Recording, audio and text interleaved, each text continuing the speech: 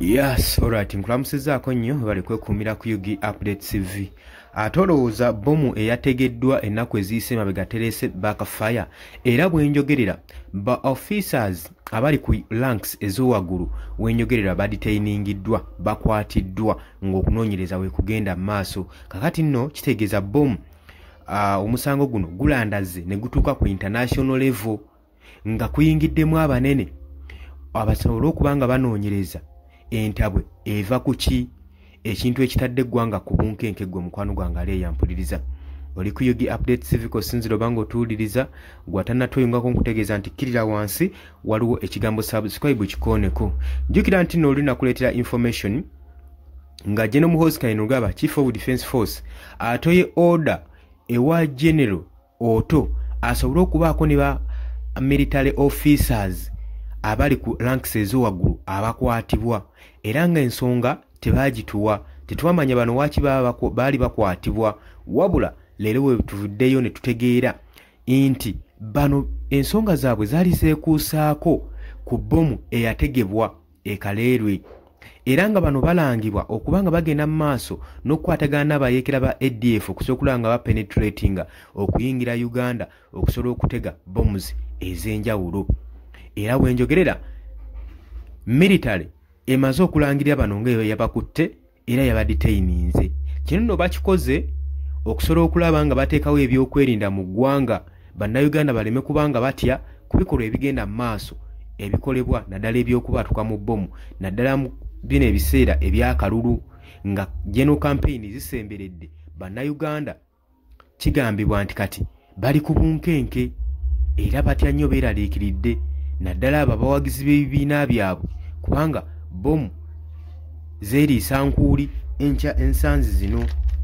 Kaakati abamu ku bakwatiddwa abamu ku bakulu mu military intelligence mwe muli Colonel Peter Ahimbisibwe ono director of counter terrorism, mulimu Lieutenant Colonel Ephraim Byaruhaga ono nga director of special operations.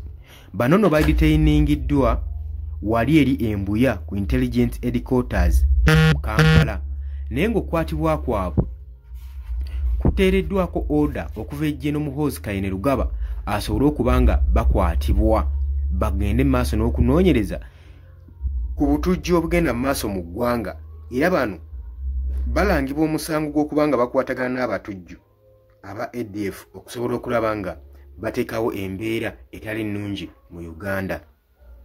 Kakati nno twali tumanyi nti nno bino biwedde ebya bomu eyategebwa.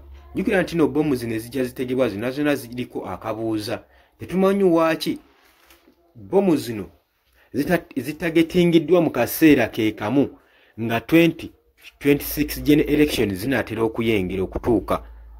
Abamu bagamba nti kino kigendereddwamu okutiisatiisa bannayuganda obuteenyigira mu nsonga za bululu obuteenyigira mu nsonga za campaign gwe mukwano gwange ali eyampuliriza ne bannayuganda bagamba ne munaakola mutya tewali nsonga egenda kubanga ebatiisatiisa kugenda kuwagira bantu baabwe baagala kuwagira. Kino nno gavumenti kigambibwa ekikozesa nnyo ng'okuyiwa militaries n'ebyokulwanyisa n'ebironkinga mu bwengula okusobola okulaba nga batiisatiisa abalonzi ku ki ekinaabaawo singa tebalonda gavumenti ebeera neeba mu buyinza. Kakati era ke kaseera ke kamu tulaba nga ku luno omulundi byakyukamu tulaba nga bomu ze zigenda mu maaso n'okutegebwa abantu kuttibwa mu biseera ebya campaign wabula kyetubuuza bomu zino bazitega naye tezitagetinga bantu bangi ekyo ekisinga okuteekawo ebibuuzo zitagetinga muntu omu babiri. Kati nekiteekawo question mu bannayuganda nti abagenderera ottega zino bomu no zikola ekigendererwa kyabwe kibeera ki? Osobola okujja mu comment section n'otterawo endowooza yo gwe nga woosuubira w'olowooza naye nga oli ku Yugi Update TV gwatannatweyungako kutegeeza nti kirira wansi waliwo ekigambo subscribe kikooneko obeere nga otweyungako. Abali emitala w'amayanja mbalamusizaako nnyo mwebale kwekuumira ku Yugi Update TV. Tugenda kuba nga tukomawo mbagaliza olunaku olulungi. Mweraba.